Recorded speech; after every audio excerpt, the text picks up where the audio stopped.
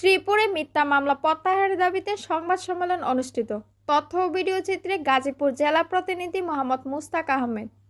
গাজীপুরের শ্রীপুরে ভাড়ার টাকা চাওয়াকে কেন্দ্র করে এক পরিবারের বিরুদ্ধে মিথ্যা ও হয়রানিমূলক অভিযোগ দেওয়ার প্রতিবাদে সংবাদ সম্মেলন অনুষ্ঠিত হয়েছে।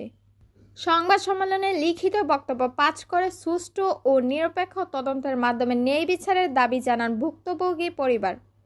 রবিবার ৮/২/২০২৬ তারিখ নিজ বাড়িতে সংবাদ সম্মেলনে লিখিত বক্তব্যে মোছাম্মদ আয়েশা জানান, তিনি শ্রীপুর উপজেলার চন্নাপাড়া গ্রামের ৭ নং ওয়ার্ডের স্থায়ী বাসিন্দা। তার বাড়িতে দীর্ঘদিন ধরে ভাড়াটিয়া হিসেবে বসবাস করে আসছেন জাকির নামের এক ব্যক্তি। তিনি অভিযোগ করেন, ভাড়াটিয়ার কাছে দীর্ঘ ৬ মাসের বকেয়া ভাড়া ১৮,০০০ টাকা চাইতে গেলে কথা কাটাকাটি শুরু হয়। এক পর্যায়ে পরিস্থিতি উত্তপ্ত হয়ে উঠলে তার স্বামী শাহজাহান ও কলেজ পড়ুয়া ছেলে আশিক মিয়া তাকে ঘটনাস্থল থেকে নিরাপদে নিয়ে আসেন।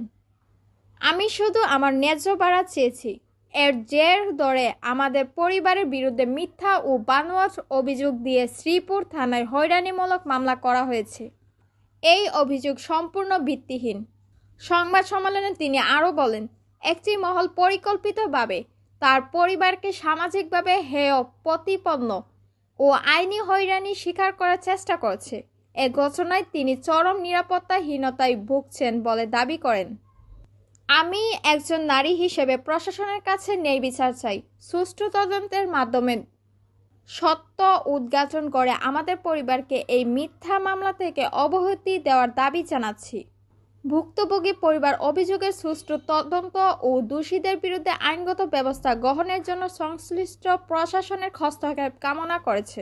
বিচার করে দিবেন, এটা আমরাও বিচার চাই। সম্পূর্ণ নির্দোষ। এটা কোনো আমার নাতিনে কোনো কর্তব্য